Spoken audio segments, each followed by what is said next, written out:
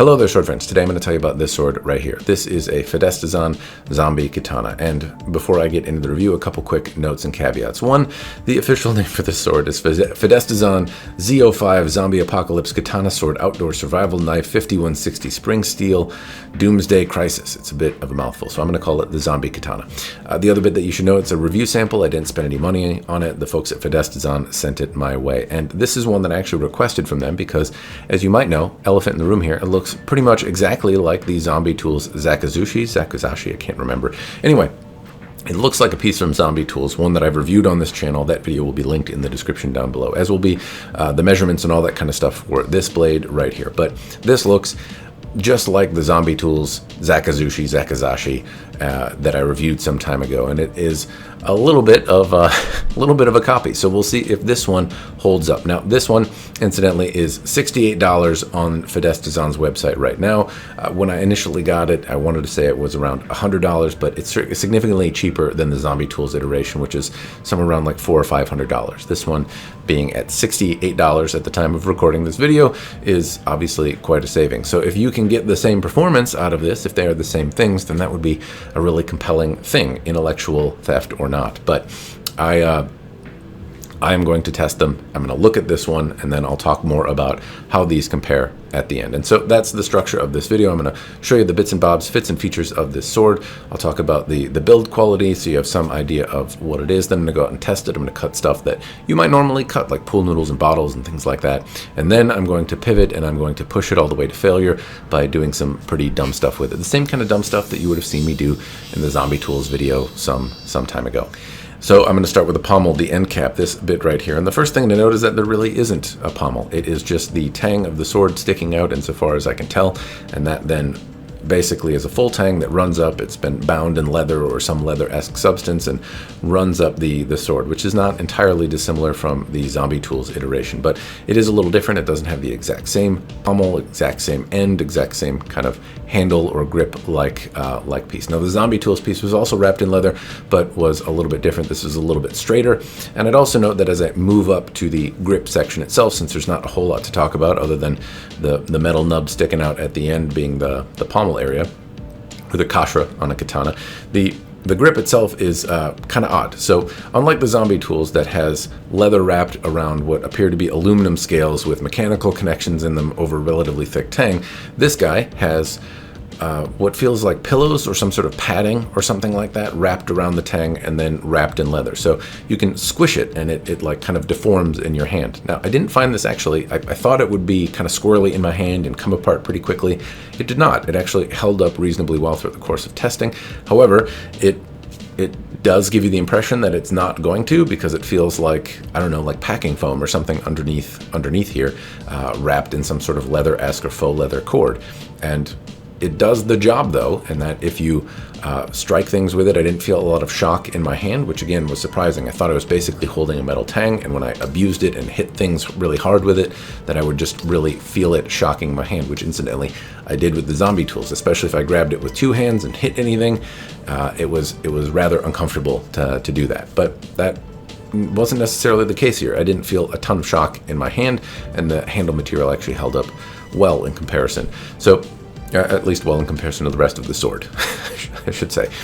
So the handle is relatively straight, and like I said, it grips, and I can move it around. It's not blocky. It doesn't necessarily index poorly, but it's just kind of a weird handle, I guess I would say. I didn't expect it to feel good when I was swinging it around, initially looking at it, but once I actually got it out there, I didn't find it to be a problem indexing, finding the edge. I didn't find it to move around in my hand too much, and if I white knuckle it, it just kind of is squishy. It's not super comfortable to do that with, but I didn't find it having to readjust my grip or anything constantly and moving it around, particularly on harder targets. So effective. It's kind of a for giving a sword out at $68, not giving, for selling a sword at $68, there's obviously some concessions you're going to make, and a really shapely handle with aluminum scales is probably not in the cards. So wrapped in packing foam and some faux leather, it works. I can't argue with that side of things. As we move up, though, to the tsuba. So again, I would have loved to see Fidestisan at least do something a little different here. This looks like a copy of the Zombie Tools thing, and copying the shape is one thing, and well, it's not really one thing. The handle's a little different, but the same tsuba is a little too much on the nose. But it's basically like, it looks like the Zombie Tools piece. But if you look at them side by side, the Zombie Tools is a little bit more refined, and the Fidestisan one leaves black smudgy things on your fingers. So the scale or whatever material they're using to etch is still on the tsuba there, and it leaves kind of residual soot or stain or something like that on you if you're touching it. Probably not something you're concerned about in the zombie apocalypse, but worth noting here. Anyway, that's it. There's no habaki, there's no fuchi area, there's no manuki or anything like that to talk about. There wasn't on the Fidestisan piece. The little soot bits on there are okay, and I've seen this design before. I like it. It's kind of unique to Zombie Tools, or was, but Fidestisan has used it. And my suggestion would be, like, if you want to make a zombie apocalypse kind of thing, don't do a direct copy of things. It's fine to take some artistic inspiration from Zombie Tools to make cool stuff, but like a one-for-one copy is not nice. It's disrespectful to do that, and I would encourage you to just change it up a little bit. Make a Fidestisan logo on there. You know, make a tsuba. They can be round, and you can still have splatter patterns and etch them to look like a Doomsday piece, but I wouldn't copy the kind of specific and bespoke pieces that you would see on Zombie Tools. Anyway, as I move up the blade again, we see a lot of, not a direct copy exactly, which you especially would know if you saw them side by side, but a lot of influence on the Zombie Tools piece. And unlike the Zombie Tools piece that has a scabbard where those kind of spine ridges and things like that make a little sense in terms of how it fits in the scabbard, these don't have that. But again, I'd encourage just some alteration of the shape for Fidestisan, so you're not doing as much one for one. You can put some weird, goofy stuff on there and have it look, you know, in the same genre as a zombie apocalypse weapon without being as close to the Zombie Tools pieces. But anyway, the blade on the Fidestisan piece itself is not as thick as the Zombie Tools. It doesn't have any distal taper, which was not uncommon like the Zombie Tools. And it does have one profile bevel and then a secondary bevel on it, so that's worth noting. The splattery pattern that was on mine also, again, would come off on your fingers just a little bit, so it wasn't as stable, and the grind lines wandered a little bit. In terms of sharpness, I wouldn't say it was particularly sharp, but it was sharp enough to actually pop noodles apart in a way that I did not expect. I didn't hone the edge or do anything to it before I went out and started hitting stuff with it. So it was sharp enough to do reasonable cuts for fun in the backyard, and that much was appreciated. Now, the splattery pattern was interesting looking. It gives it kind of the Doomsday-ish kind of look. And the grind lines, again, for $68 here, I'm really not going to complain that much about things that waver around or some staining on the fingers. I mean, I don't know that I could buy a strip of metal for this much money, let alone one ground to shape and with some aesthetic flair. So I did generally like it. In terms of balance and moving it around, it also moved relatively easily. I didn't have too much complaints about how it moved once I had it in hand. It was a lot lighter than the Zombie Tools piece, but at the same time felt a little bit more nimble and at the same time stout. So it wouldn't be something that I would normally say is a solid feeling weapon. I would say this is cumbersome and unwieldy for its intent, but its intent is also a Doomsday Apocalypse weapon, which is intended to also, in my mind anyway, be a bit overbuilt. If you're fighting zombies and you need something that can whack into things and act as much as a cudgel as it is a blade, then being a little overbuilt is more in line with that theme of fantasy in my mind. So I can't say that I minded it, but it didn't lean into it. It didn't feel as substantial in the hand as the Zombie Tools did. The Zombie Tools, I will also note, is one that really impressed me with how nimble it was for how big it was. The Fidestisan feels like it should be lighter and more wieldy and is not, but at the same time, it falls in line with the fantasy. The next thing to talk about is the scabbard or sheath. Now, the Zombie Tools came with a Kydex scabbard. I think they offer some other varieties over there. This one comes with a leather sheath. The leather feels what you would expect for a sword in this price point. Actually, it's a little bit better than you might expect for a $68 sword. It has a little bit of a retention buckle strap thing around the handle, and then the sword fits in. The leather is really squirrely and fidgety. It doesn't feel of a particular high quality. In the zombie apocalypse, it seems like something that would probably degrade relatively quickly. And then there's a little shoulder strap or something like that that would allow you to fasten it to your back to look ninja cool. Or it wouldn't fit around me particularly well, but at the same time, I could see how you could affix it to your person in some way that may be comfortable at some point. But I didn't use the scabbard very much.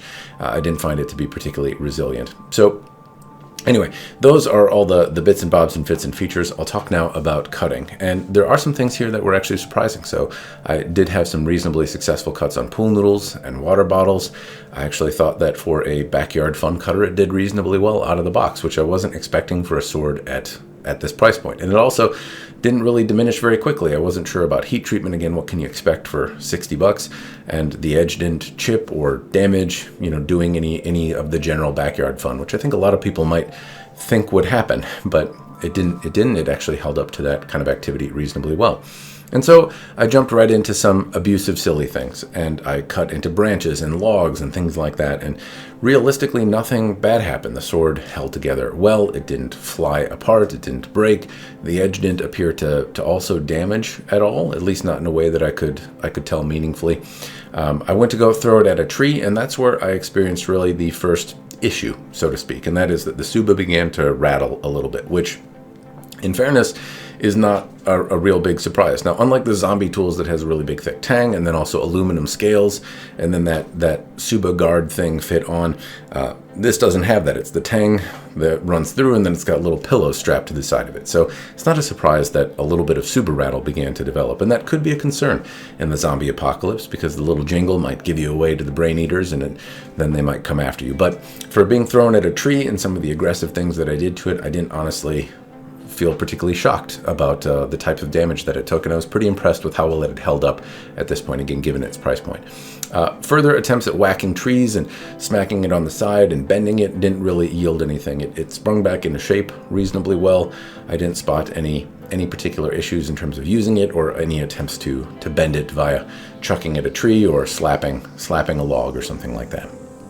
So that is when I opted to just bring it to the Croquet Stake of Doom and see what happens. And again, initially, I was actually pretty impressed. So I was thinking that this would hold up. And in fairness, making it to the Croquet Stake of Doom is a little bit of an achievement, especially for a sword at this price point.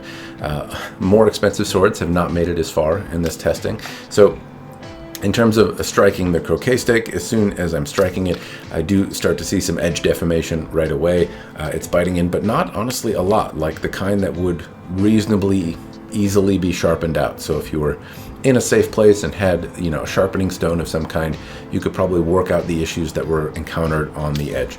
The edge was sufficient to do the types of cutting that I would like. It bit into wood as a camp kind of tool, and also it didn't diminish relatively quickly when striking into the Croquet Stake of Doom, which as a zombie apocalypse weapon is, I think, what you'd be looking for. Now, subsequent strikes in an attempt to break it, well, they didn't until they did. And that's when I was kind of expecting the blade to break, but it didn't. The blade actually broke at the hilt. And I found this to be a little bit surprising initially because there were no indications that the blade was going to break at the hilt. I was expecting, usually you'll see some bending or something like that before something just all out snaps at the hilt, until I got to look at the pieces. And what I saw was little bits of weld around the guard that looked like they were meant to kind of keep the guard in place again, likely because the tang slots through the guard and then pillows are meant to hold it on, and that's not probably enough to hold it. So little tacks of weld were on there. They didn't irritate my fingers. I didn't know that they were there until the sword had broken. So that weld, though, has caused issues with other manufacturers in the past. And so you see those little weld marks there, and it weakens that section of the tang. You can see a relatively coarse grain structure here, and that meant that was a weak spot. So when I started striking the Croquet Stake of Doom, it snapped and broke at the tang, which is not great and is relatively unacceptable. So if the blade broke at the blade, that would be okay, but breaking at the hilt, particularly at a weak point, is not ideal. And this is again one of those cases where I really had to abuse it to expose this issue. But I bet if I did similar levels of abuse on any sword, or I bet after repeated use in terms of whacking as a camp tool in logs and things like that, that the guard, that would be a weak point. And it wouldn't surprise me if you're using it to baton, if you're using it in some more campy type fashion where you're doing some reasonable impacts on the sword, that the guard would be a weak point and you may have just a hilt in your hand afterward. Now, hopefully it doesn't fly back at you like it did at me. I'm okay. It didn't touch me. It went, off to the side and everything. But it's a recipe for disaster. And unfortunately, this has to happen with abuse. These welded spots on tangs are reasonably resilient. Like I said, I threw it at a tree. That didn't break it. I cut into branches and thicker logs. That didn't break it. But I'm not doing these over sustained long periods of time. I'm not doing them, year after year. The blade isn't going through multiple multiple cycles of weather with expanding and contracting. I'm kind of using this on a few separate occasions, and so it's entirely possible that this type of issue could be encountered with something less abusive, though likely you're probably not going to ever experience it cutting a pool noodle. But a really bad cut on a water bottle where you just slap a big jug of water, that could put a lot of shock into a sword, and a couple bad things like that conceivably over a period of years could absolutely result in something similar potentially. Now that's a bit of a logical leap on my end, but I do see the welding here as a potential failure point and something that Fidestisan should avoid doing in the future. All right, sword friends, I'm going to further the comparison between this and the Zombie Tools in a little bit of a summation here. So the Zombie Tools piece is absolutely a different animal altogether. These in silhouette look similar, but in hand they feel quite a bit different. The Zombie Tools I feel like is overbuilt, and it is a stout zombie hacking tool, but it's impressive in how nimble it is for what it is. The Fidestisan is a little bit more nimble. If I were fighting people, frankly, it would probably be a more effective weapon to do that with, because it is a little bit more agile. But in terms of Zombie Tools, it just feels a little overbuilt and kind of clunky, as opposed to impressively nimble for how thick and stout the blade is. They also have different grind lines, different levels of quality, different thicknesses, different material compositions. The handles are fundamentally made different. The Zombie Tools is a little bit more ergonomic, shapely. It has aluminum scales on it. It has additional pins in it. It's wrapped in relatively strong leather. This is not. And also where they broke, the Zombie Tools broke at the blade. It did break, but the Fidestisan broke at the hilt, and that's not where I was expecting it to break, and it's because of a weak point. So in terms of construction, I mean, you could use the adage of you get what you pay for here, but I thought the Fidestisan lasted actually maybe longer than you might expect a sword to, but it's not really comparable to the Zombie Tools piece. It didn't hold up as well. It didn't break in as expected a way in the place that it should have. Also in the course of using it, it developed more issues in terms of like the tsuba and stuff rattling, and in terms of other things like the scabbard, the Zombie Tools has a kydex piece, which is something that's probably going to hold up over a longer period of time than the leather piece that's here. It also didn't have like etch and stuff that came off on your fingers. There's absolutely a lot of additional value that's packed into the Zombie Tools piece in comparison to this. It is not a one-for-one thing. If you go into this with $68 expecting to get a Zombie Tools level quality out the other end, then you will likely be disappointed. If you're expecting $68 of quality though, then you might be pleasantly surprised. And hopefully throughout the course of this video, you've gotten some idea of if it's worth your money or not. I've showed you close-ups of the bits and bobs and fits and features. I've talked about the differences between this and Zombie Tools. I've moved it around. I've cut normal things and abnormal things with it. So hopefully you have a good idea of if this is a blade you would like to pursue or not. But it's time for me to answer that question myself. Do I feel like this is worth the $68 asking price or $100 asking price or whatever it happens to be when you go and decide to maybe take a look at this sword? In short, no, but almost yes. So if Fidestisan addressed a couple issues. One, the welding. If they just didn't weld it and left it on there and rattle was just a thing that had to happen, or somehow forged it in such a way that they could compress it on there so it was not likely to rattle, but it wasn't done via welding and creating that weak point. I think that's numero uno for just about anyone to use this safely, because, well, I've elaborated on it already. But two would be just some deviation from Zombie Tools' intellectual property. There's a sense of copying that I don't think is great happening here. I don't imagine the folks at Zombie Tools really appreciate it, and I think there's some easy ways to make adjustments to cool zombie style profile looking blades with dirty looking apocalypse furniture and a slightly different guard. And I would say that would be, you know, some sort of derivative enough where I wouldn't say you're directly copying it, and it wouldn't probably rub as many people the wrong way. So those are the two things that I'd really like to see addressed. At the same time, $68 is not a lot of money. It does not get you very much, and for it to get you a sword that survived as far as it did, even though it failed in spectacular fashion, it's certainly a compelling thing. I think for a lot of people, they'll see this as like, hey, it looks kind of cool, it looks apocalyptic, and it lasted through chopping logs and doing some other, you know, you can throw it at a tree and it lives to tell the tale on the other end. So that is probably good enough, I think, for a lot of folks. But I would caution you there, the welding, until that's addressed, would still be a concern. Anyway, I see a lot of potential here for folks that want a survival cool thing and just are on a budget or don't see the value in buying something as pricey as a Zombie Tools piece might be. At the same time, those two things are really deal breakers for me. I really can't recommend it, especially with the welding. That's a potential safety issue. And then the intellectual property is also a bit of a concern. So I'm glad I got to check it out. I'm glad that I got to make a video about it and explain what the difference is. And hopefully you all found it interesting as well. If you have any questions, throw them in the commentary down below. Thanks to the folks at Fidestisan for sending this my way to review. And I hope you all found it interesting. Cheers, and thanks for watching.